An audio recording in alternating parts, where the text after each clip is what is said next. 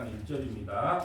유다 왕 우시야 시대 곧 이스라엘 왕 요아스의 아들 여로보암의 시대에 진임 전 2년에 두부와 목자 중 아모스가 이스라엘에 대하여 이상을 받은 말씀이라. 아멘. 할렐루야. 네, 이 수요 예배에 참석하신 여러분을 환영하고 사랑하고 축복합니다. 아멘. 네, 오늘 왠지 좀 힘이 나지 않습니까? 예, 자가격리가 해제돼서 우리 한국인도 오시고 또 우리 원로 목사님이 와서 또 새 힘을 허락하셔서 원로 목사님이 딱 차를 타는 순간에 다시 새 힘이 딱 쏟았어요. 앉아만 계셔도 얼마나 이 주의 종에게는 큰 힘이 된지를 모르겠습니다.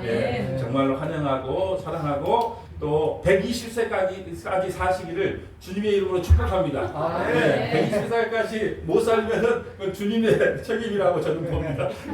오늘은 아모스는 무엇을 말씀하고 있는가라는 제목으로 말씀을 전하겠습니다. 아모스는 총 9장으로 되어 있습니다. 9장. 자, 아모스는 유다왕 우시야의 시대. 여러분, 우리가 아모스는 북이스라엘의 선지자거든요. 그래도 북이스라엘의 선지자들은 꼭 나와서 남유다의 누구 왕 시대에 이렇게 이야기를 하는 거예요. 이게 아주 중요한 핵심입니다.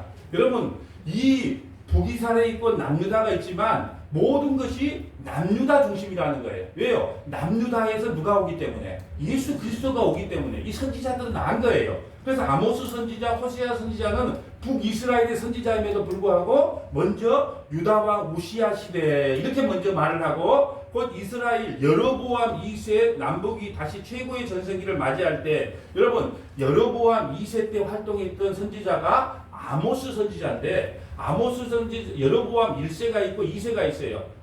북이스라엘의 창시자는 여로보암이고 그 다음에 13대 남유다 13대 북이스라엘의 13대 왕이 바로 여로보암 2세예요. 여러분 여로보암 2세 때가요 북이스라엘의 최고의 전성기를 맞이했을 때예요. 이방 나라들을요 거의 쳐서 다 물리쳤고요. 그러니까 이 여로보암 2세는 정말로 언약의 나라만 아니면 세상적인 왕이었다면 최고의 왕이라고 할 수 있어요. 경제적으로도 부흥시켰죠. 정치적으로도 부흥시켰죠. 이웃 나라를 다 굴복시켰죠. 전쟁도 잘하죠. 그런데 왜 아모스 선지자가 책망을 하느냐? 언약의 나라이기 때문에 그런다. 여러분 세상의 왕 같으라면 여로보암 왕은요. 우리나라는 단임제지만 미국은 연임제잖아요. 중임제잖아, 중임제. 맞죠? 또 말을 실수하고 중임제. 그러니까 2번까지는 충분히 해먹어. 헌법을 바꿔서 3번, 4번까지 해먹을 수 있어요. 이 정도로 강력한 왕이고 그 나라를 발전시켰던 왕이에요. 그런데 하나님께서 그런 왕에게 아모스 선지자를 보내서 너가 잘못했다고 이야기를 하는 거예요. 왜 그러냐? 너는 하나님의 율법을 받은 하나님의 백성이고 하나님의 나라인데 이방 나라들이 추구하는 삶을 살아가고 있다. 여러분 그래서 문제는요. 물질적으로 풍요할 때 영적으로 타락합니다. 여러분 우리가 한번 생각을 해요. 100년 전에 평양 대부흥회를 할 때는요. 요 여수에서 지게에 솥단지를 걸고 쌀을 가지고 막 30일을 걸어서 그 평양에 가서 부흥 대성회를 하고 왔다니까요. 그리고 여러분 사진 안 봤습니까? 아기를 업고 새벽에 막 기도하는 그런 아낙네들 안 보셨습니까? 믿음의 선진들 안 보셨어요? 그런데 지금은 먹고 살고 아주 편안해. 이럴 때가 가장 신앙의 위험이단 말이에요. 오늘 여로보암 시대가 그랬다는 거예요. 우리가 이렇게 잘 먹고 잘 살고 풍요로운데 너는 왜 아모스 선지자 너는 왜 와서 우리를 책망하느냐 그렇게 받았다는 거예요. 그리고 아모스 선지자는 또 남유다 출신이에요. 북이스라엘 출신도 아니고 남유다 출신이 어디로 가냐? 북이스라엘로 가서 그들을 책망하는 거예요. 다른 말로 할까요? 우리가 지금 남한에 있는 목사가 북한에 가가지고 너희들 그렇게 살면 안 된다 그렇게 이야기를 하는 거예요. 그리고 또 이게 아모스 선지자는요 어떤 출신이 뭐냐 하면 목자예요. 목자. 양치는 사람이라는 거예요. 양치는 사람이고 뽕나무를 재배하는 농부예요. 농부. 그러니까 학벌이 있는 것도 아니고 학벌이 있는 것도 아니고 또 직업이 좋은 것도 아니고 그냥 뽕나무 치다가 뽕나무 농사 짓고 시간 나면 양 치는 사람이에요. 양을 치고서 먹고 사는 목자였단 말이에요. 근데 하나님께서 갑자기 가서 북이스라엘로 남유다 사람인데 북이스라엘로 올라가서 내 말을 외쳐라. 내 말을 전해라 이러는 거예요. 그래서 제가 하나님한테 물어봤어요. 하나님 왜 북이스라엘 이스라엘 선지자를 쓰든지 좀 똑똑한 사람을 쓰든지 학벌 좀 좋은 사람을 쓰든지 직업 좀 좋은 사람을 쓰든지 그런지 왜 뽕나무 농사 짓는 농부를 썼습니까? 왜 그 목동을 썼습니까? 하나님께 질문을 했어요. 그러니까 하나님께서 이렇게 말한 거예요. 지금 버전으로 이야기를 해줄게. 아모스는 계파가 없다. 그래서 이재명이 파도 아니고 윤석열이 파도 아니고 이낙연이 파도 아니다. 그러니까 걔는 가서 마음껏 외칠 수 있는 종이 아모스 종이다. 아모스 선지자밖에 없다. 여러분 누구 파에 계파에 소속돼 있으면 눈치를 볼 수밖에 없잖아요. 여러분 제가 어떤 책을 하나 읽었는데 예전에 한번 말씀드렸을 거예요. 그 일본 사무라이 중에 최고의 권법을 가진 검술을 가진 사무라이가 있대요. 이 사람한테는 해볼 수 있는 사람이 없대요. 이 금기한테는. 그런데 시골에서 막대기 갖고 장난치는 사람이 와서 싸웠는데 최고의 검객이 졌다는 거예요. 그 패배 원인이 뭐였을까요? 이 시골의 검객은 학원을 다닌 적이 없어. 그래서 이 일반 검객은 이렇게 무술이라는 건 위로 치면 아래로 맞고 아래로 치면 위에서 맞고 다 이렇게 교본이 있는데 학원을 안 다녔어 이 시골에. 그러니까 학원을 안 다니니까 어디로 공격을 할 줄 몰라. 한마디로 무식하기 때문에 어디로 공격을 할 줄 몰라서 그에게 시골의 촌놈 학원도 아니었던 그 막대기 갖고 소몰고 있는 놈한테 졌다 그 말이에요. 여러분 우리가 왜 아모스 선지자를 썼느냐 하면 계파가 없기 때문에 가만 보면 이게 겁이 없어. 일단 아모스 1장에 가면요 5나라 이방에 있는 5나라를 가지고 너희들 바로 심판받는다. 그리고 2장에 가면 이제 3나라를 심판받는다고 선포를 해요. 그 3나라 중에 어디가 속하냐? 처음에는 남유다, 두 번째는 북이스라엘. 그러니까 이 아모스가 외쳤던 말은 10배 이스라엘을 포함해서 8개 나라가 전부 다 심판을 받을 것을 외치고 있어요. 여러분 웃기지 않아요? 뽕나무 농사 짓던 사람이 목자했던 사람이 하나님이 가서 외치라고 하니까 야 너희 8개국 다 멸망한다 이렇게 외쳐요. 여러분 나는 이걸 보면서 이런 생각이 들어요. 처음에 북이스라엘 제사장이 이렇게 생각했을 것 같아. 북이스라엘 제사장한테 가서 이야기하거든요. 너희들 나라 망한다. 심판받는다. 그런데 처음에 엄청 좋아했을 것 같아. 북이스라엘 선지자가. 왜 그랬을까요? 그래 남유다에서 올라와 가지고 그럼 우리를 괴롭힌 저 이방 나라들을 다 무찌러주니까 얼마나 좋겠어. 그런다가 이제 자기 나라 남유다까지 망한다 그래요. 심판받는다 그래. 그래 심판받는 거 당연해. 우리처럼 이렇게 해야지 심판 안 받아. 근데 마지막에 뭐라고 말하냐? 너희 나라는 제일 크게 심판받는다. 다른 말로 할까요? 7개국은 수류탄 한 번 던지는 심판을 받는다면 너희들은 한 무기를 던져서 심판을 받는다는 거예요. 그걸 외쳤던 선지자가 아모스 선지자라는 거예요. 자, 아모스 7장 14절 볼까요? 자, 아모스가 아마샤에게 대답해요. 아마샤는요, 왕이 아니에요. 베델에 있는 선지자. 북이스라엘의 선지자예요. 이름이 또 왕하고 비슷하니까 왕인가 보다가 아니고 아모스가 북이스라엘의 제사장에게 가서 대답하여 이르되 나는 선지자가 아니며 선지자의 아들도 아니라 나는 목자요 뽕나무를 재배하는 자로서 양떼를 따를 때에 여호와께서 나를 데려다가 여호와께서 내게 이르시기를 가서 내 백성 이스라엘에게 예언하라 하셨나니 이제 너는 여호와의 말씀을 들을지니라. 내가 이르기를 이스라엘에 대하여 예언하지 말며 이삭의 집을 향하여 경고하지 말라. 여러분 예언하고 경고할 때가 좋은 거예요. 이제 그거 하지 마라. 왜? 끝났다. 북이스라엘은 끝났다. 조금 있으면 이제 BC 722년에 아수르가 와서 완전히 멸망시켜버리잖아요. 그러니까 더 이상 경고할 필요가 없다. 이렇게 이야기를 하는 거예요. 여러분 이걸 보면서 여러분 우리가 하나님의 일을 할 때 나는 장로의 자격이 없어요. 난 권사 자격이 없어요. 난 목사 자격이 없어요. 그런 말 좀 하지 마세요. 여러분 누가 자격이 있어서 이 일을 감당한 사람 누가 있습니까?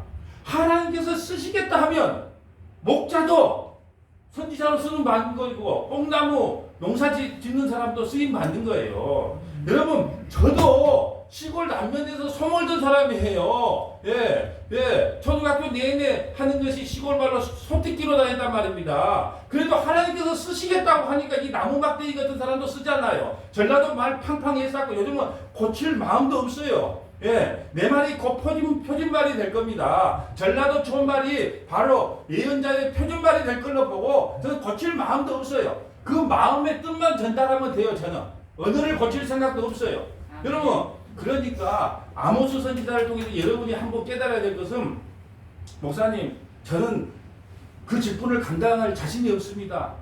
저는 그런 사명을 감당할 자신이 없어요. 그런 말씀 하지 마시고, 하나님께서 쓰시겠다 그러면 하나님 나무 막대기 같은 저 같은 거 써주셔서 감사합니다. 할렐루야 아멘. 이렇게 나가는 겁니다. 아멘. 이게 바로 목자고 뽕나무 재배하는 아모스가 쓰임받는 모습이에요. 아멘. 왜 오늘에게 이걸 말했을까요? 소튀기고 소몰고 저 남면 촌놈 상관없다. 내가 들어서 쓰겠다는데 뭔 말을 하냐? 하나님이 쓰시겠다는데요. 그래서 아모스 선지자가 양들도 버리고 똥나무도 버리고 가서 외치는 거예요. 자, 17절 봅니다. 여호와께서 이와 같이 말씀하시기를 내 아내는 성읍 가운데 창녀가 될 것이요. 아수르가 쳐들어오면 어떻게 될까요, 이제? 그 아내들은 전부 창녀가 돼요. 그 질질 끌려갑니다. 내 자녀들은 칼에 엎드려지며 내 땅은 측량하여 나눠질 것이며 너는 더러운 땅에서 죽을 것이고 이스라엘은 반드시 사로잡혀 그의 땅에서 떠나리라 하셨느니라. 여러분, 이것을 왜 제사장한테 와서 말할까요? 북이스라엘 제사장한테. 제사장이 뭐 하는 사람입니까? 율법을 가르치던 사람 아니에요. 왕이 가르치는 게 아니에요. 왕이 가르치는 게 율법은 누가 가르쳐? 제사장이 가르쳐야 돼. 그러니까 제사장이 이 말을 듣고 어떻게 해야 돼요? 큰일 났구나 하고 회개의 역사가 일어나야 되는데 제사장한테 이야기해도 아무런 역사가 일어나지 않는다는 거예요. 그래서 아수르에서 멸망을 당합니다. 여러분, 심판을 예언하는데 왜 뽕나무 용사꾼을 사용했다고요? 여러분, 그는 기득권이 없었어요. 누구의 눈치를 보지를 않아요. 그래서 지도자든 누구든 제사장이든 이방나라든 그냥 외치라 그러면 가서 팍 외칠 수 있는 사람이 누구냐? 아모스예요, 아모스. 여러분, 아모스 2장 6절 한번 보면 이렇게 말합니다. 여호와께서 이와 같이 말씀하시되 이스라엘의 서너 가지 죄로 말미암아 내가 그 벌을 돌이키지 아니하리니 이는 그들이 은을 받고 의인을 팔며 신 한 컬레를 받고 가난한 자를 팔며. 자, 아모스 1장에 보면은 이방 나라 다섯 나라를 멸망시킬 것을 말씀하고 나서 이제 2장에서는 북이스라엘 너희를 멸망시킬 건데 멸망시키는 이유가 있어요. 자 보세요. 그들이 은을 받고 의인을 팔며 돈으로 갖고 심판을 했다는 거예요. 이걸 요즘 시대로 하면 뭐라 할까요? 무죄했다는 거예요. 돈 주고 거래를 했단 말이에요, 재판을. 하나님은 율법을 통해서 그 뇌물을 받지 말고 공정하게 재판을 하라 그랬어요. 가난한 자든 부자든 공정하게 재판하라 그랬는데 은을 받고 의인을 팔았단 말이에요. 또 신 한 컬레를 받고 가난한 자들을 팔며. 여러분, 신 한 컬레를 받고 가난한 자들을요 팔아먹었다는 거예요.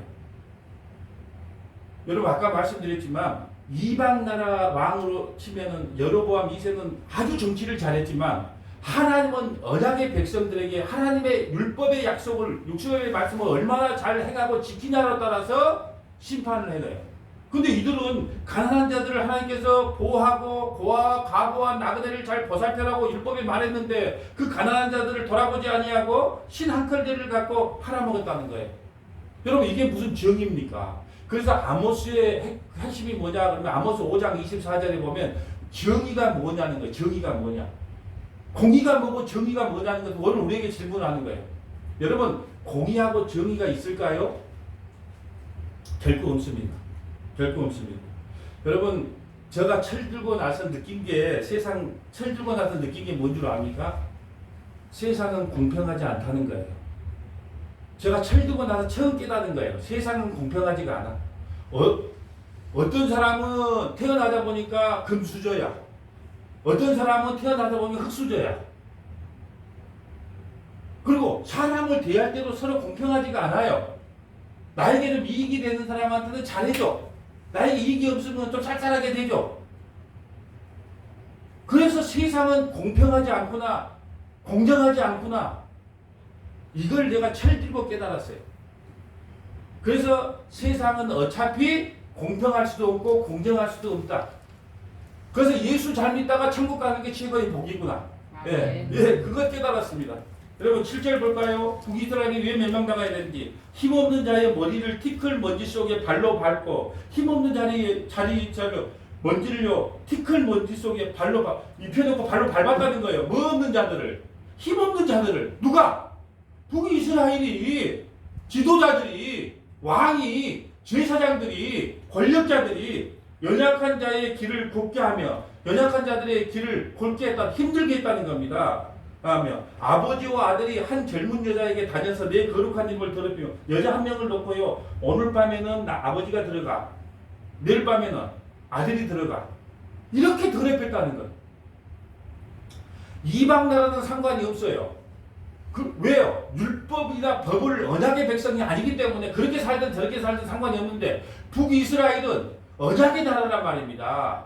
하나님께서 핏값으로 주고 그 6월절 어린 양으로 출애굽시켰던 언약의 나라니까 이렇게 살면 안 됐는데 이렇게 살았다는 거예요. 8절 봅니다. 모든 제단 앞에서 전당 잡은 옷 위에 누우며 여러분 옷을요 밤이 깊도록 옷을 갖다가 전당 잡아서 돌려줘야 됩니다. 왜요? 이스라엘의 겉옷은요 날씨가 밤이 되면 추워요. 그러니까 그걸 이불로 사용해야 돼요. 근데 전당을 잡혀놓고 안 돌려줘요. 또 그들의 신전에도 벌금으로 얻은 포도주를 마십니다. 벌금으로 얻어놓은 포도주를요 신전 앞에서 마시고 있습니다. 이것이 누구다고요? 재판장들이며 지도자들이 이래서 심판을 받을 수밖에 없다는 걸 지금 이야기해요. 그래서 다른 나라들은 이방 나라들은 어차피 언약의 백성이 아니기 때문에 그냥 폭탄 하나 던지는 수준으로 심판을 한다. 그런데 너희들은 언약의 백성이기 때문에 내가 너희에게 핵무기를 터뜨려서 너희를 더 심판할 것이에요. 지금 이렇게 말씀하고 있어요. 누가요? 아모스 선지자가. 아모스 4장 1절 봅니다. 사마리아의 산에 있는 바산의 양소들아 이 말을 들으라. 너희는 힘없는 자를 학대하며 가난한 자를 압제하며 가장에게 이르기를 술을 가져다가 우리로 마시게 하는도다. 여러분 율법의 핵심은 하나님을 사랑하고 이웃을 사랑하는 것이었는데요. 힘없는 자 가난한 자를 학대하고 압박했다는 거예요. 주 여호와께서 자기의 거룩함을 두고 맹세하시되 때가 너희에게 이를지다. 사람이 갈고리로 너희를 끌고 가며 낚시로 너희의 남은 자를 여러분 낚시 좋아하죠? 예, 낚시 한번 하면요 우리 윤기사님은 낚시 잘해요. 낚시 잘하면 한 번 물면요 아가리를 갖다 끌면 아무리 벗어나려고 해도 못 벗어난다는 거예요. 누가요? 북이스라엘이 어디에 낚여갖고요? 아수리에 낚여서 그런 모양이 될 거라는 거예요. 정의와 공의가 사라진 사회에 대한 심판이에요. 여러분 우리나라 한번 볼까요? 우리나라 자살률 1위입니다. 예? 부동산 투기요 아주 우리나라만 한 나라 별로 없어요. 여러분 젊은 사람들이요 돈 땀 흘려 돈 안 벌라 그럽니다. 야 아파트 하나 사놓으면 2년이면 몇 억씩 올라가는데 뭐 땀 흘려 돈 버냐. 아니 뭐 코인 하나 사놓고 10원짜리 아니면 몇 원짜리 사놓으면 몇 달 있으면 이것이 몇십억이 되고 몇 억이 될 건데 뭔 땀 흘려 일하냐. 이 한탕주의가 판을 치잖아요. 그리고 여러분 보세요. 청년 실업률은 높고 빈익빈 부익비로 이 사회가 어디 정의로운 사회고 공의로운 사회겠습니까? 만약에 대한민국이 언약의 나라였다면요 우리는요 아수르 바벨론이에요 몇 번을 끌려가도 마땅해요. 근데 다행인지 불행인지 몰라도 우리는 언약의 국가가 아니에요. 언약의 나라가 아닙니다. 그렇지만은요 우리 백성들 우리 하나님의 안으로 예수님을 믿는 우리는 뭐가 됐을까? 이제 언약의 백성이 됐기 때문에 이 말씀을 듣는 거예요. 아멘. 오늘날도 유전 무죄 무전 유죄 법 앞에 평등하지가 않는 세상이라는 거예요. 그래서 아모스 선지자가 외치고 싶은 것이 그거예요. 야 공의와 정의가 어디 있느냐. 이 세상에 공의가 정의가 어디가 있느냐. 아모스 6장 1절 봅니다. 화이스진제 시온에서 교만한 자와 사마리아 산에서 사마리아는요 북이스라엘의 수도예요. 사마리아 산에서 마음이 든든한 자, 곧 백성의 머리인 지도자들이여 이스라엘 집이 그들을 따르는도다. 이스라엘의 지도자들 보세요. 너희는 갈레로 건너가 보고 거기에서 큰 한마디로 가고 또 볼레셋 사람 가드로 내려가라. 너희가 이 나라들보다 나으냐? 그 영토가 너희 영토보다 넓으냐? 이스라엘 땅에게 복을 내려줘서 지금 여로보암 2세 때요 최고의 영토를 확장했단 말이에요. 그런데 너희들은 왜 그걸 감사하지 아니하고 나누지 아니하고 왜 그거를 하나님의 사랑인 것을 깨닫지 못하느냐는 거예요. 지금 여로보암 2세 때 하나님께서 은혜 주어서 땅을 차지했으면 그걸로 나눠야 되고 언약을 지키면서 살아야 되는데 이방 나라들이 너희들보다 땅이 지금 크냐? 아니지 않냐? 너희를 최고로 복받게 해줬지 않냐? 그런데 그 영화가 그 북이 영화가 타락의 길로 가게 만들었다는 겁니다. 3절 너희는 흉한 날이 멀다 하여 포악한 자리로 가까워지게 하고 상하상에 누우며 침대에서 기지개를 켜며 양떼에서 어린 양과 우리에서 송아지를 잡아먹고 여러분 보세요. 상하 위에 누웠다. 상하 침대가 제일 좋은 침대래요. 그게 누워있다는 겁니다. 그리고 어린 양과 소년을 잡아먹는 부와 명예를 이야기합니다. 부와 명예를 너희에게 줬는데 그걸로 하나님의 일을 한다고? 하나님을 섬겼다고? 택도 없어. 그래서 여러분 예수 믿는 사람에게는 하나님께서 엔간하면 부귀영화를 안 주는 거예요. 왜 그럴까요? 그 부귀영화를 주면 우리는 하나님 잘 섬길 것 같아요. 그런데 성경이 말하고 있어요. 가장 타락한 시기에는 세상에 먹고 살만하고 가장 평화롭고 돈 걱정 없고 그렇게 타락을 합니다. 여러분 그래서 저는 북한과 한국이 통일되는 거 환영합니다. 그런데 신앙적으로는요 북한에 진짜 믿음을 갖고 있는 그들이 무리로 인해 타락할까봐 그게 걱정이 되는 거예요. 여러분 상하에 누우며 침대에서 기지개를 펴고 어린 양과 송아지를 잡아먹었어요. 5절에 비파 소리에 맞추어 노래를 지절거리며 다윗처럼 자기를 위하여 악기를 제조하며. 여러분 왜 여기서 다윗을 등장시켰을까요? 이스라엘에서 가장 존경받는 왕이 다윗 왕이에요. 가장 존경받는 조상은 아브라함이에요. 그러니까 성경 시작에 보면 아브라함과 다윗을 자주 이야기하는데 다윗을 소환을 해서 지금 아모스가 뭘 이야기하냐? 다윗이 자기를 위하여 악기를 제조했다. 다윗조차도 자기를 위하여 사는 것은 죄라는 거예요. 근데 다윗조차도 하나님을 위해서 악기의 음악을 연주를 한 게 아니고 자기 좋으려고 악기를 연주했다는 거예요. 그게 바로 죄라는 거예요. 너희가 다윗 왕을 가장 존경하지? 그런데 다윗도 죄인이다. 왜 죄인입니까? 자기를 위해서 악기를 연주했기 때문이다. 다윗의 범죄가 무엇이냐? 자기를 위해 악기를 제조하고 부른 거다. 아모스 7장 9절 볼까요? 이삭의 산당들이 황폐되며, 그러니까 이삭은요 북이스라엘의 조상이에요. 이스라엘의 조상 그럼 이삭이라고 생각하시면 돼요. 산당들이 황폐되어 이스라엘의 성소들이 파괴될 것이라. 내가 일어나 칼로 여로보암의 집을 치리라. 여러분 칼로 여로보암을 친다. 예. 심판을 이야기합니다. 17절 볼까요? 여호와께서 이와 같이 말씀하시기를 내 아내는 성읍 가운데서 창녀가 될 것이요 내 자녀들은 칼에 엎드려지며 내 땅은 충량하여 나누어질 것이며 너는 더러운 땅에서 죽을 것이요 이스라엘은 반드시 사로잡혀 그 땅에서 떠나게 되리라. 아수르에서 반드시 심판을 받을 것이라는 거예요. 이것을 누구에게 경고하고 있습니까? 아모스가 지도자와 왕에게 경고를 하고 있어요. 여러분 아모스는요 9장까지 되었지만 여호와라는 말씀이 무려 81번이나 81회나 사용을 합니다. 여호와. 그것은 아모스는요 오직 여호와만 의지하고 두려운 줄 모르고 담대히 하나님의 말씀만 선포했다는 것을 설명하고 있어요. 9장밖에 안 됐는데 여호와가 81번. 왜? 아모스 선지자는요 사람의 눈치를 안 본다니까요. 계파 정치를 안 해요. 예, 여러분 마찬가지입니다. 여러분 주의 종도요 말씀을 선포할 때 김집사 이만하면 서러울 거 시험 당할까? 이만하면 박집사가 시험 당할까? 그런 생각으로 말씀을 전하면요 어떠한 말씀도 전할 수가 없더라고요. 저도 어떨 때는요 후회해. 이 말씀 안 전했을 거예요. 근데 하나님은 기뻐할까요? 슬퍼할까요? 슬퍼합니다. 이 말씀을 하면 우리 원로 목사님 계시지만 그런 거 있었을 거예요. 이 말을 하면 이 권사가 시험 받을 것 같고 저 말을 하면 박 권사가 시험 받을 것 같고 이 말도 저 말도 못해. 그게 목사에게 가장 힘든 점이더라고. 근데 오늘 제가 아모스 선지자를 보면서 이렇게 위로를 받았어요.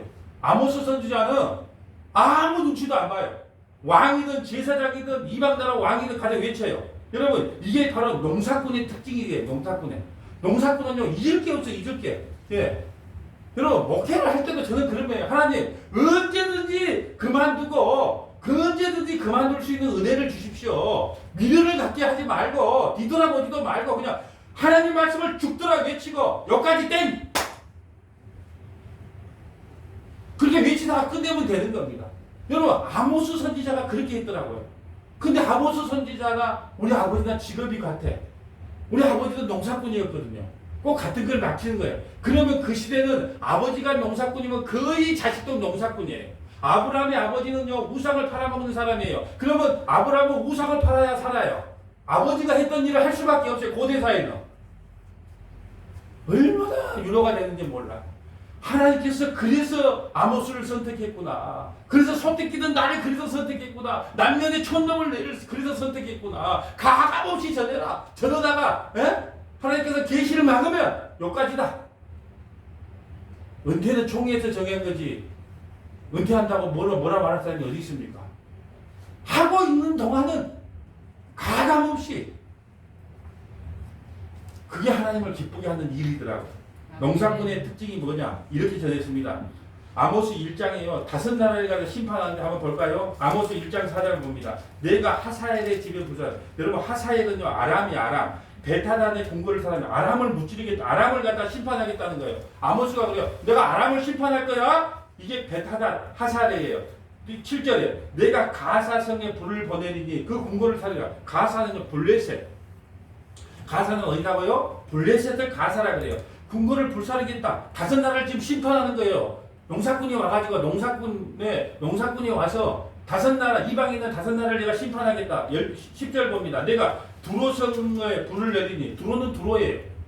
12절 내가 대만에 불을 보내리니 보스라의 궁궐을 사리라. 대만은요 에돔의 수도예요. 에돔의 수도. 에돔 다음 주에 해요. 오바다가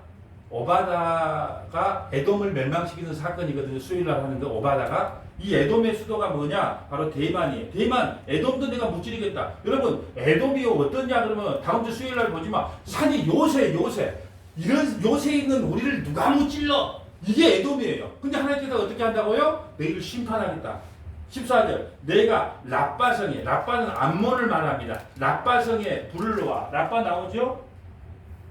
예, 랍바성에 불을 놓아. 랍바는 암몬에 불을 놓아. 그러니까 지금 보세요. 5개 나라, 아람, 블레셋, 두로, 에돔, 암몬 5개 나라를 심판하겠다고 외치는 거예요. 그리고 2장에 넘으면 이제 3나라를 외치는 겁니다. 3나라. 아모스는요, 1장, 2장에 8나라를 심판하, 8개국을 심판하겠다는 말씀이에요.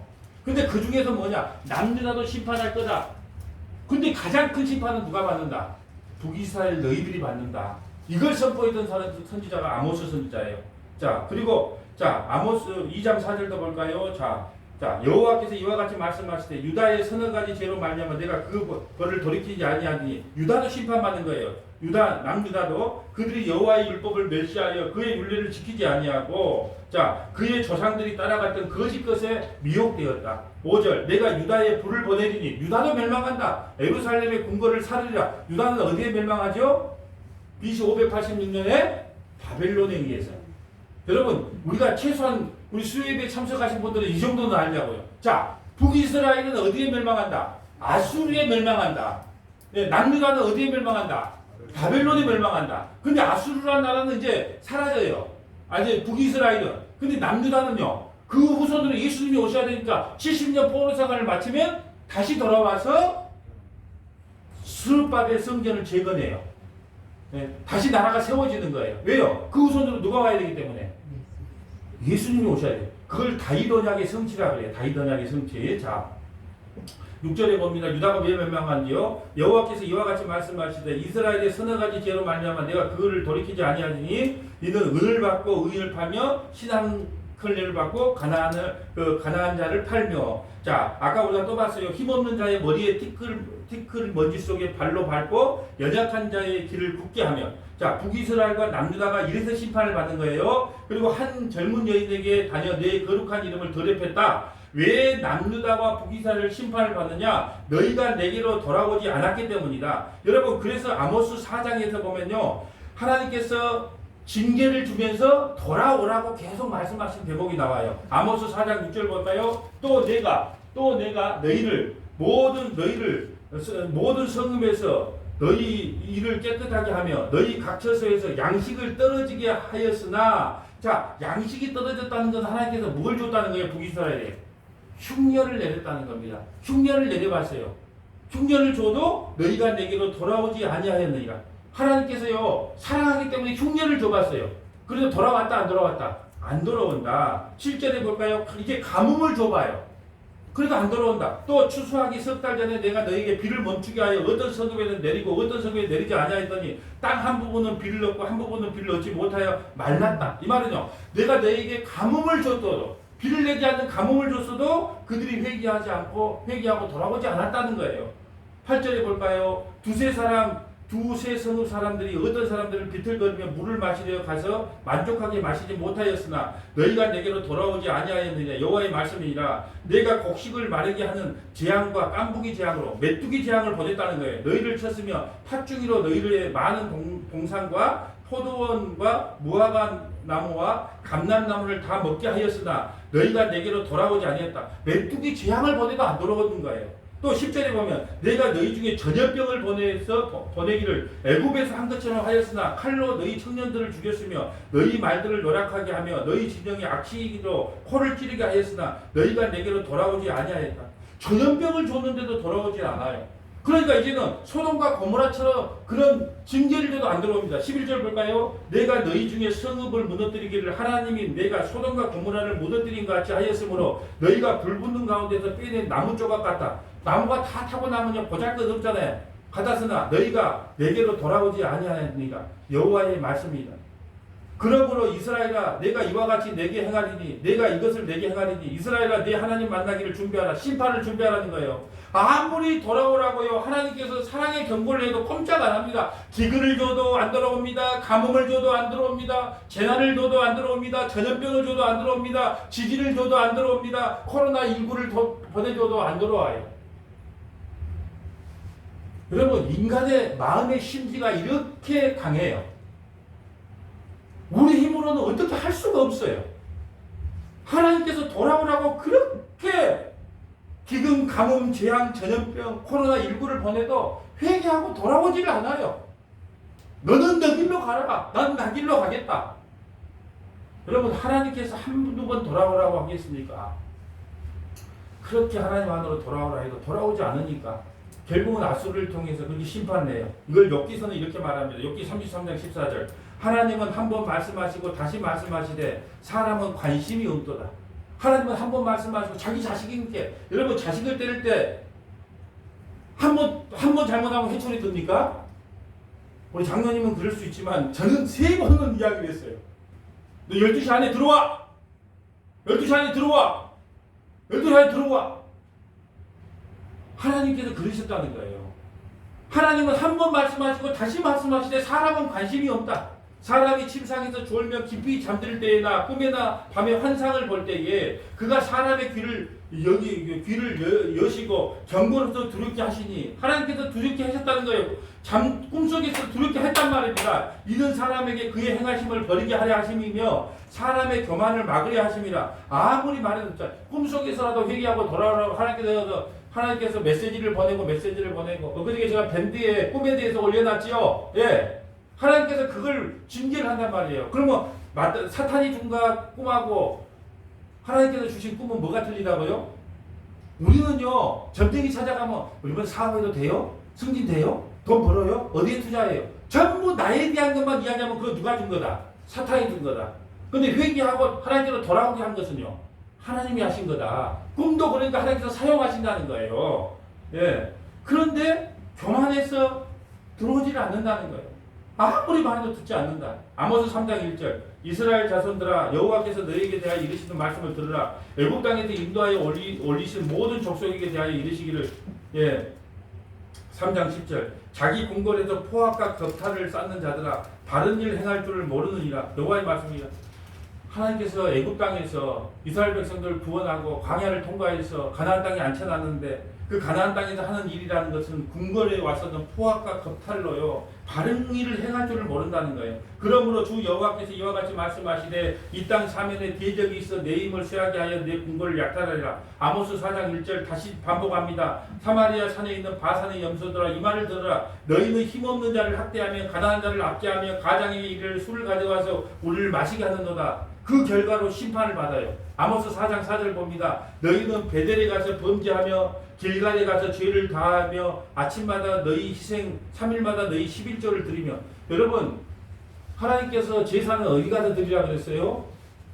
예루살렘에서 드리라고 정해놨는데 일대 여로보암이 예루살렘 가서 제사를 드리면 마음이 변동될까봐 당과 베델에 제단을 쌓아놓고 여기서 예배를 드리라는 거예요. 그래서 북이스라엘이요 백성들이요 예배 잘 드렸어요. 아침마다 너희 희생을 3일마다 너희 3일 예배 수교 예배 잘 드렸어요. 11조로 잘 드렸어요. 그런데 5절에 보세요. 누룩 넣은 것을 불살라. 누룩은 뭘 상징한다 그랬어요? 죄를 상징하잖아요. 그러니까 아무리 아침 저녁으로 와서 제사를 드렸는데 예? 뭘 넣고 불살라요? 누룩을 넣으라 그랬어요? 넣지 마라 그랬어요? 율법에 누룩을 넣지 마라 그랬잖아요. 누룩을 넣지 말고 꿀을 넣지 마라 그랬어요. 꿀은 세상을 탐하니까. 예? 그런데 이들은 누룩을 넣었단 말이에요. 이게 하나님의 말씀은 관심도 없어. 제사도 예배도 하나님이 원하는 예배를 드려야 되는데 반드시 레위기에 보면 제사를 드릴 때 누룩 넣지 마라, 꿀 넣지 마라. 예? 그럼에도 불구하고 누룩을 넣은 것을 불살라서 예배도 자기 마음에 드리며 낙한 죄를 소리내어 선포하였으나 이스라엘 자손들아 이것이 너희가 기뻐하는 반이라 주 여호와의 말씀이니라. 그러므로 이스라엘아 내가 이와 같이 내게 행하리니 내가 이것을 내게 행하리니 이스라엘아 내 하나님 만나기를 조심하라. 주의하라. 만나기를 준비하라. 누룩은 죄를 상징해서 안 된다. 베델은 안 된다. 예루살렘에서 제사해야 된다. 하나님의 말씀은 말씀대로 신앙생활 해야 되는데 자기가 원하는 자기 마음대로 예배도 하는 거예요. 이번 금요일날 보면 금요일날 성경 공부에 예배가 무엇인가인데요. 여러분 그걸 듣고 나면 좀 충격을 받을 수도 있어요. 예배도 하나님이 원하는 방식대로 예배를 드려야 되는데 내가 드리고 싶으면 드리고 내가 또 이것이 맞는 예배일 거야. 자기 마음대로 예배 드리는 것이 뭐라고요? 누룩을 넣어서 예배 드리는 행위다. 아모스 5장 1절 봅니다. 이스라엘 족속아 내가 너에게 대하여 예가로 지은 이 말을 들으라. 여호와께서 이스라엘 족속에 이와 같이 말씀하시니 너희는 나를 찾으라. 그러면 살리라. 베델을 찾지 말며 길갈로 들어가지 말며 브에셀바로 나가지 말라. 길갈은 반드시 사로잡히겠고 베델은 비참하게 될 것임이라 하셨나니 너희는 여호와를 찾으라. 중요한 것은 여호와를 찾는 거예요. 예배는요 여호와를 찾는 겁니다. 무엇을 했네 안 했네가 중요한 게 아니고 여호와를 찾는 것이 진정한 예배인데 여호와를 찾지 않아요. 여호와를 찾아라. 그리하면 살리라. 그렇지 않으면 그가 불 가운데 요셉의 집에 임하여 멸하시리니 베델에서 그 불들을 끌 자가 없으리라. 16절 그러므로 주 만군의 하나님 여호와께서 이와 같이 말씀하시기를 사람이 모든 광장에서 울겠고 여러분 아수르에 끌려가 보세요. 여러분 그 얼마나 처참하겠습니까? 자식들이 끌려갑니다. 자식들이 칼에 맞아 죽습니다.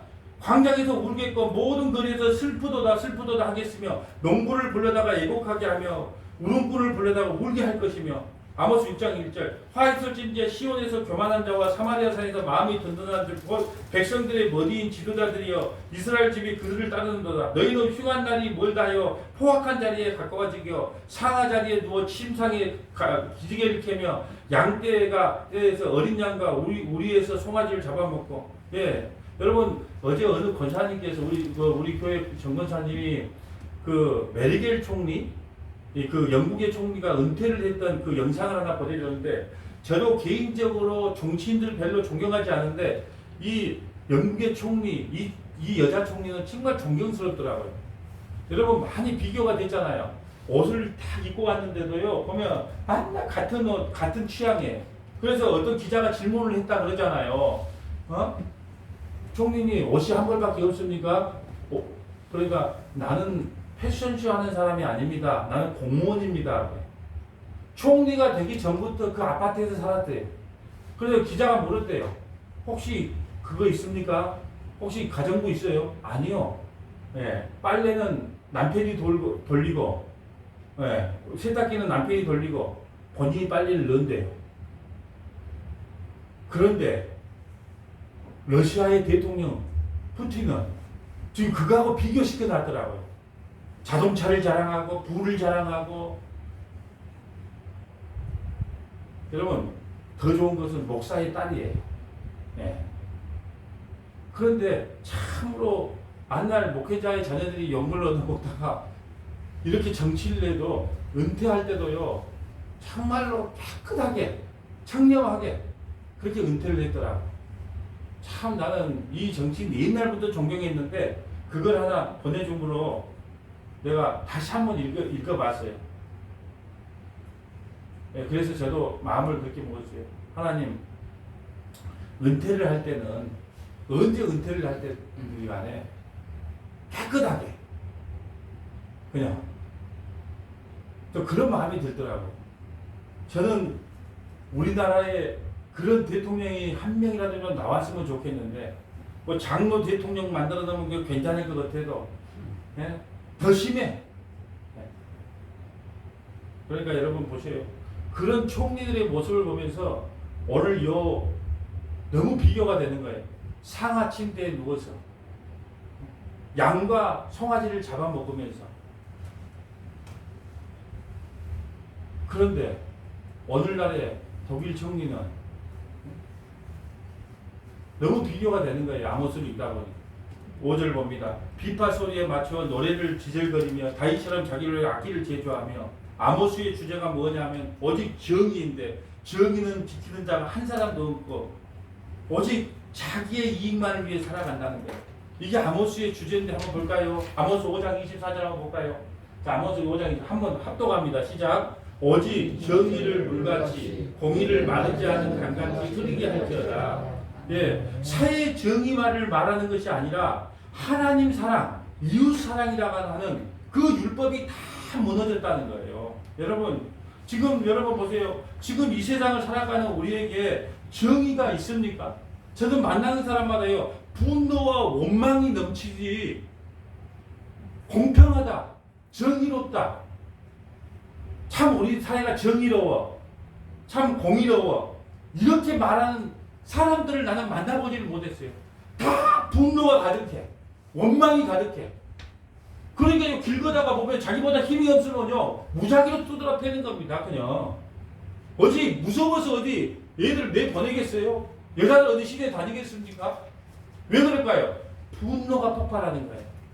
나는 아침부터 저녁까지 일자리 찾으려고 돌아갔는데 일자리는 없어. 그 일자리 하나 있는 것도 알바로 임시직으로 있는데 그 임시직마저 잘렸어.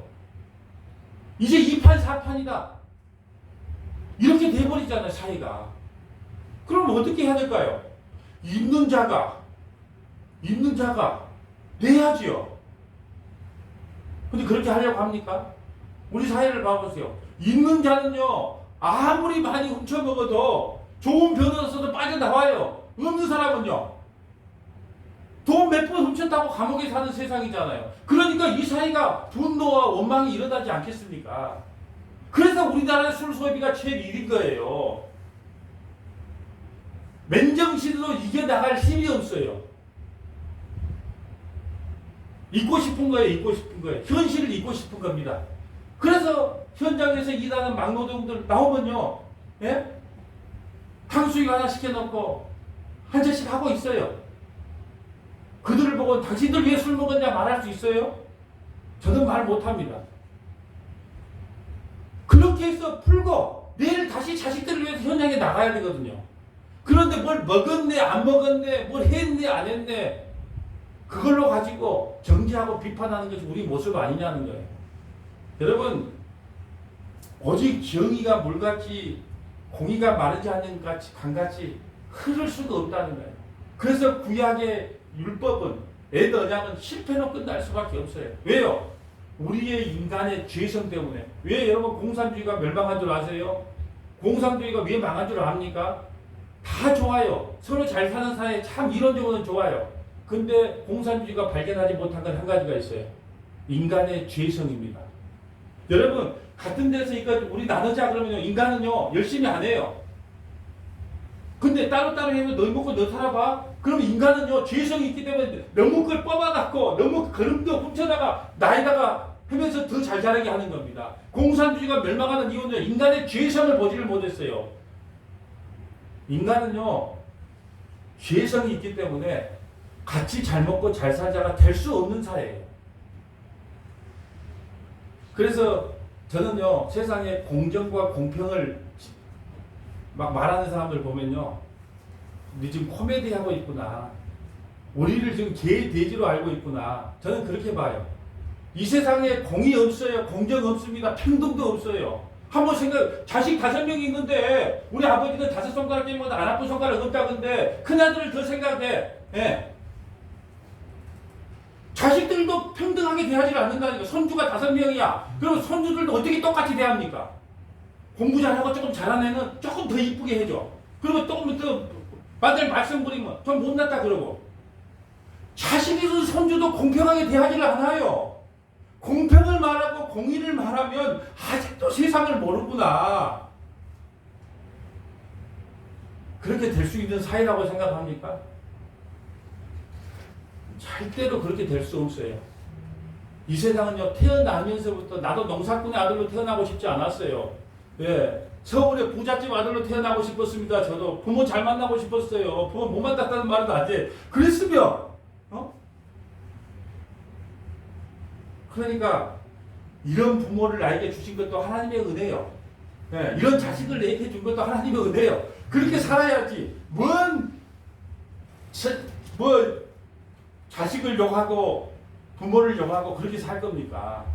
여러분, 우리 정의로운 사회를 만듭시다. 공의로운 사회를 만듭시다. 이게 좋은 설교겠죠. 천만의 말씀에 우리는 절대로 이런 사회를 만들 수 없습니다. 그래서 하나님께서 이 세상을 불태워 없앨 겁니다. 이 세상은 곧 불태워 없어집니다. 그러니까 불태워질 이 세상에 목숨 걸지 말고 영원한 하나님 나라의 소망을 두고 사십시오. 네. 이거 외치라고 하나님께서 오직 정의를 물같이 공의를 마르지 않은 강같이 그렇게 하는 겁니다. 아모스 5장 23절을 봅니다. 내 노래소리를 내 앞에 그칠지어다 내 비파 소리를 내 앞에 듣지 아니하리라. 오직 정의를 물같이 공의를 마르지 않는 강같이 흐르게 할지다. 이스라엘 족속아 너희가 40년 동안 광야에서 희생 소제물을 내게 드렸느냐? 안 드렸다는 거예요. 너희가 너희 왕 식국과 기운과 너희 우상들과 너희를 위하여 만든 신들의 별 형상을 지고 가지라. 자기 신들의 별 형상을 지고 가리라. 예, 자기가 만든 별, 우상을 가지고. 여러분, 그래서 제가 말씀드렸잖아요. 유치원 때부터 거짓말하지 말고 착하게 살고 남을 도와주라고 그렇게 배워도 죽을 때까지 그거 안 되더라니까요. 하나님이요 자기 백성을 얼마나 사랑했습니까? 먹이고 입히고 전쟁에서 이기게 하고 불기둥과 불기둥으로 그러면 하나님 감사합니다 하고 변할 줄 알았어요. 하나님도. 근데 안 돼요. 그래서 무슨 언약을 준다고요? 새 언약. 이제 너희 못 믿는다. 내 아들만 믿어. 그리고 예수 피값으로 여러분에게 새 언약을 줍니다. 자, 이제는 7장부터 9장까지 다 왔습니다. 7장부터 9장까지는요 5가지 환상을 보여줘요. 네. 그 환상을 통해서 이스라엘 백성들을 심판할 것을 이야기하는데, 자 보세요. 자, 이제 세 번째 것만 이야기할게요. 세 번째 환상만. 7장 7절. 또 내게 보이신 것이 이러하니 다림질을 가지고 쌓은 당대 때 주께서 손에 다림질을 잡고 나섰나니. 여러분 다림질은 이렇게 축구에 붙은 거예요. 이렇게 재보니까 하나님 말씀에서 너무 벗어나서 도저히 이를 회복시킬 방법이 없는 거예요. 여러분, 신앙생활을 하면 하나님의 말씀에 입각해서 해야 되는데, 성경에 입각해서 해야 되는데, 자기 마음대로 했어요. 그래서 추가요. 도저히 이 다림줄을 달아놓는데, 다림줄은요, 벽을 반듯하게 세우려고 다림줄을 달잖아요. 그런데 이것은 도저히 다림줄로서 역할이 안 돼. 담을 반듯하게 셀 수가 없어요. 말씀이 그렇게 벗어났다는 거예요. 누가요? 이스라엘 백성들이. 이게 다림줄의 형상이에요. 그리고 여러분 8장에 보면, 제가 이거 시간이 좀 적지는 않지만 8장에 보면, 마지막 때가 오면 말씀의 기근이 온다 그랬어요. 여러분 홍수 때가 되면 먹을 물이 없어요. 물은 많은데. 지금이 그런 시대예요. 여러분 인터넷 보면 얼마나 설교가 많이 나옵니까? 내가 어느 집사님한테 그랬어요. 집사님, 이 설교 저 설교 쇼핑 다니는 거 집사님이 그걸 분별할 능력이 없으면 쇼핑 다니지 마세요. 왜 그러냐면 이 말 들으면 이 목사 말씀 맞는 것 같아요. 저 말씀 들으면 저 말씀이 맞죠. 왜요? 분별을 못해. 복음 쇼핑을 잘못하면 혼합주의가 돼버려요. 여러분이 옳고 그름이 정확하게 판단될 때까지는 이 말씀만 들으셔야 돼요. 그리고 나는 이제 어떤 말씀을 해도 뭐가 잘못됐고 성경이 다른 줄이 돼서 이제 구별이 돼. 그러면 어떤 설교도 들어도 되는데 지금 이거 들었다가 저거 들었다가 이거 들었다가 하면 구별이 안 돼. 그러니까 이 말도 맞는 거고 저 말도 맞는 거고 저 말도 맞는 거 같아. 이게 완전히 신앙이 혼합주의 신앙이 돼버려요. 이게 가장 위험한 신앙이에요. 그러니까 저는 신앙생활 오래 했다는 분들이 가장 힘들더라고요. 왜? 본인이 갖고 있는 걸 다 빼내고 나서 새로 말씀을 들어야 돼. 근데 이제 신앙생활 하는 분들은요, 이 말씀이 진짜구나 하고 쏙쏙 들어오니까요, 빡하고 올라가는 그냥 소리가 들려요. 자, 아모스 9장 11절 볼까요? 그날에 내가 이제 9장 다 왔는데, 여러분 아까 말한 것처럼 오직 정의를 물같이 공의를 마르지 않은 강같이 우리는 할 수 없어요. 그래서 하나님께서 직접 하신 일이 있는데 그것이 무너진 다윗의 장막을 세우는 거예요. 이게 가장 큰 핵심이에요. 여러분 이게 주제입니다. 여러분 보세요. 이것이 우리의 문제 해결의 방법이에요. 그날에 내가 다윗의 무너진 장막을 일으키고 그들의 틈을 막으며 그 허물어진 것을 일으켜 옛적과 같이 세우고 그들이 에돔의 남은 자와 내 이름으로 일컫는 만국의 기업을 얻게 하리라. 이 일이 행하시는 여호와의 말씀이니라. 여호와의 말씀이라. 보라 날이 이르지라. 그때 파종하는 자가 곡식 추수하는 자의 뒤를 이으며 포도를 밟은 자가 씨 뿌리는 자의 뒤를 이으며 산들은 단포도주를 흐르며 작은 산들은 녹으리라. 이것은 회복을 이야기하는 거예요. 내가 내 백성 이스라엘을 사로잡힌 것을 돌이키리니 그들이 황폐한 성읍을 건축하며 거주하며 포도원을 가꾸고 그 포도주를 마시며 과원들을 만들고 그 열매를 맺으리라. 어떻게 할 때요? 다윗의 무너진 장막을 이길 때. 그러면 뭐 생각나는 게 없어요? 다윗의 무너진 장막 무슨 언약? 다윗 언약을 다시 회복시켜서, 그리고 다윗 언약으로 오실 누구? 예수님을 통해서 너희들을 결국은 다시 회복시켜줘요. 그러니까 선지서는요, 하나님께서 막 심판할 것처럼, 저는 하나님이 선지서를 보면서 하나님 아버지의 마음을 알겠더라고요. 막 우리를 죽일 것처럼 몽둥이를 갖고 달라들어. 근데 마지막에는 어떻게 하냐? 내가 너희를 살려줄게. 결국은 그걸 하나님께서 말씀하세요. 그러니까 우리는 다 무너졌어요. 그런데 내가 너희를 회복시켜줄게. 뭐예요? 다윗의 무너진 장막을 통해서 너희를 회복시켜줄게. 무너진 장막을 다시 세울 거야. 그 다윗의 무너진 장막이 누굴까요? 예수 그리스도예요. 다윗의 무너진 장막으로 회복시켜줄게. 다윗 언약, 1차적으로는 다윗 언약을 통해서 너희들 바벨론에서부터 회복시켜줄 거야. 이 말씀이고요. 2차적으로는 예수님을 통해서 너희를 완전히 회복시켜줄 거야 하고 하는 하나님의 자기 약속인 거예요. 그래서 여러분, 인간은 망치고 하나님은 다시 세웁니다.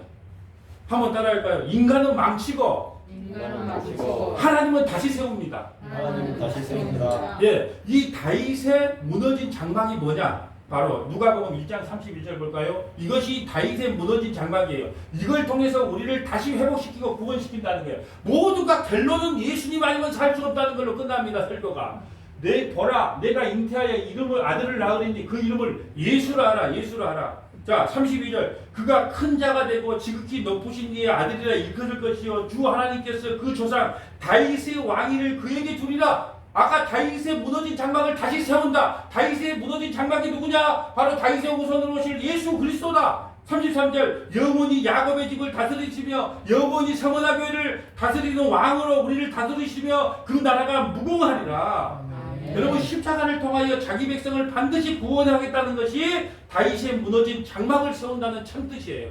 그런데 아주 유명한 목사님들도요, 안타까운 게 다윗의 무너진 장막을 세운다고 기도운동, 24시간 기도운동, 다윗의 무너진 장막을 세웁시다, 무너진 장막을 세웁시다 하면서 막 기도운동하고 막 이런 걸 보면서, 여러분 다윗의 무너진 장막이 뭔데요? 완성됐나요? 완성 안 됐나요?